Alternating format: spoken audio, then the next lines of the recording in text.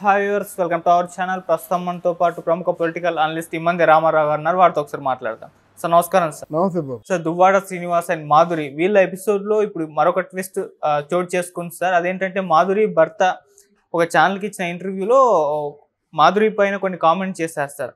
తన భార్య రాజకీయంగా వ్యక్తిగతంగా ఎదుగుతున్నందుకు కారణంతోనే ఇటువంటి వ్యక్తిగత విమర్శలు చేస్తున్నారని చెప్పేసి, ఆరోపణలు చేస్తున్నారు అని చెప్పేసి అని అంటున్నారు.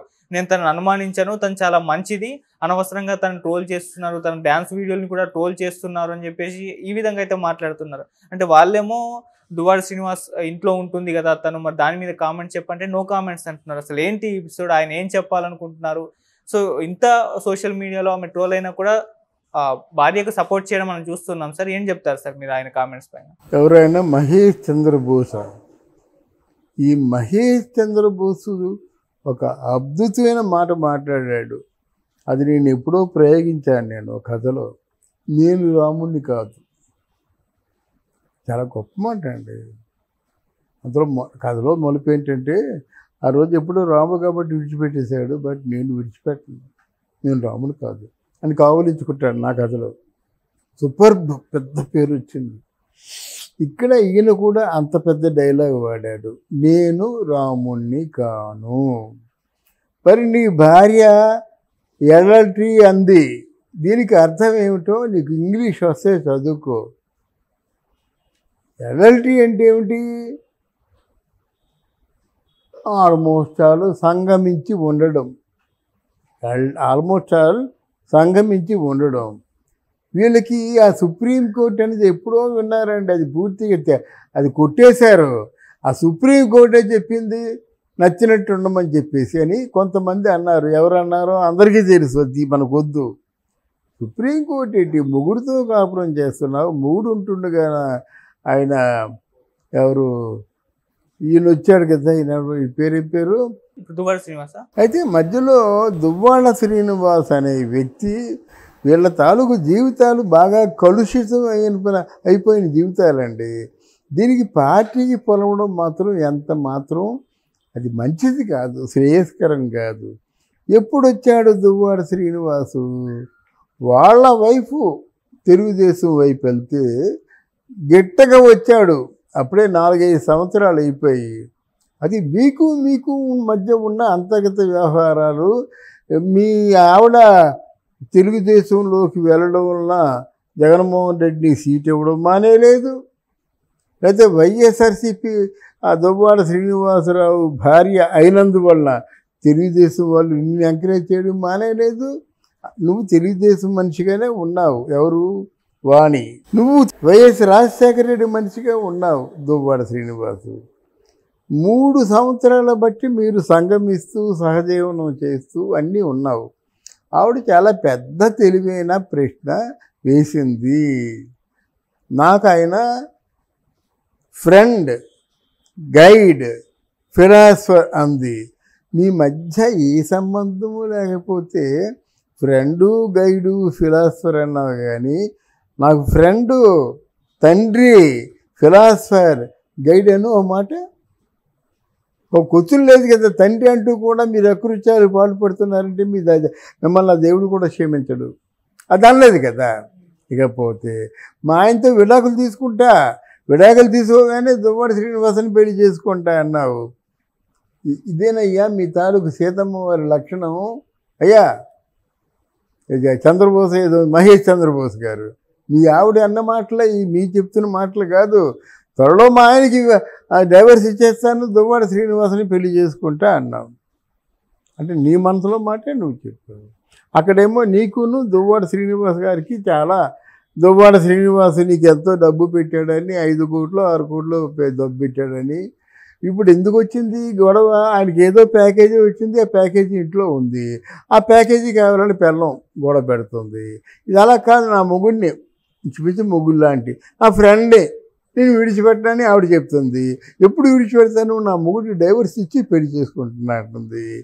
తర్వాత నిన్నేమో లాభం లేదు, నేను ఆత్మహత్య చేసుకుంటానని జడ్జి సేఫ్టీగా గుద్ది పడిపోయింది, హాస్పిటల్లో ఉంది. అందరూ రక్తసిక్తమైనటువంటి ఎవరు అమ్మాయి పేరే మర్చిపోతున్నా, మాధురి. అని చెప్పారు. ఏమీ లేదు, తల గుడ్డ కట్టుకుంది అంతే. నీ చచ్చిపోతానని చెప్పింది. ఎందుకు చచ్చిపోవాలి?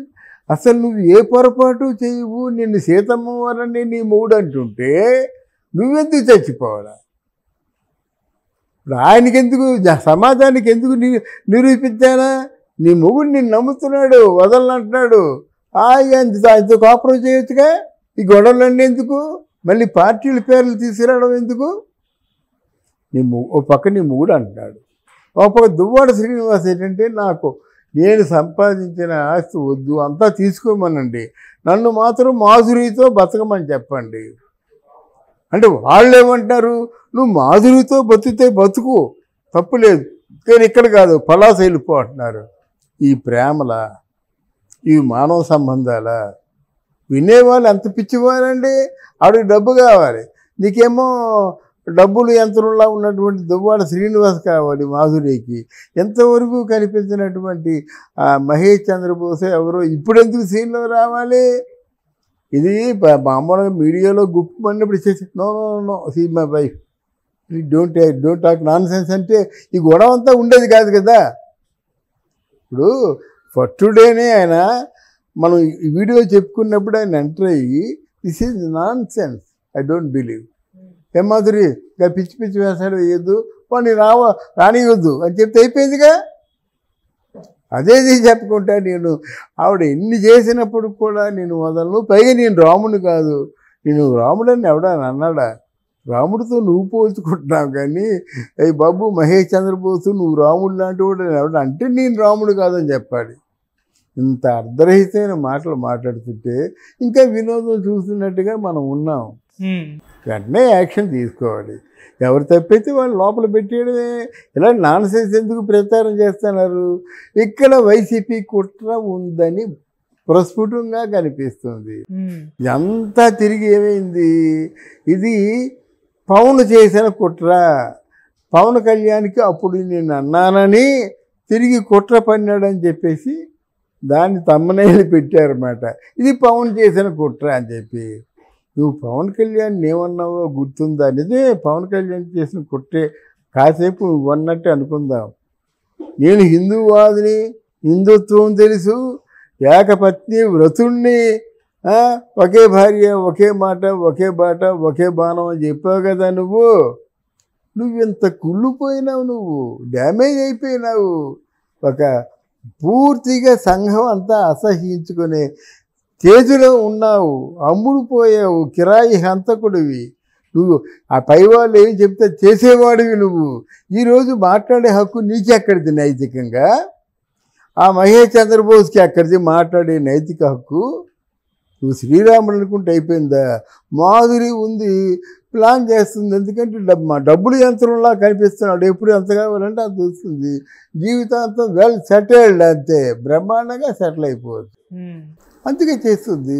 దీనికోసం ఇంత మసిబూసి మాయ పన్ని మొత్తం ప్రేక్షకులు ఎందుకు వ్యాధుల్ని చేయడం అవసరం లేదు కదా. నేనే తప్పు చేయలేదు, నీ ఎక్కడ రానని మాధురి కూర్చోవాలి. ఆ పక్క దువ్వాడ శ్రీనివాస్ ఎంత ఈ 3 సంవత్సరాలు కూడా ఆవిడతో ఉన్నందుకు సారీ అండి, నేను సహజీవనం చేశాను కానీ మా మధ్య ఏ పాపం లేదు అని చెప్పడం బాగుంటుంది. కానీ మీరు వాడిన పదాలు చూస్తే పాపం ఉన్నట్టే వాడారు. ఎడల్టరీ అంటే పాపమే కదా, రంకుతనం, వ్యభిచారం, అంతే కదా. మరి తెలిసి వాడారో ఎడల్టరీ అని, తెలియక వాడారో తెలీదు. ఇప్పుడు ఇంత అబోధ కల్పన కల్పించి అటు తిరిగి ఇటు తిరిగి మీరు జనసేన పార్టీ మీద వేశారు. భవిష్యత్ కార్యాచరణ ఎలాగ ఉంటుందో జనసేన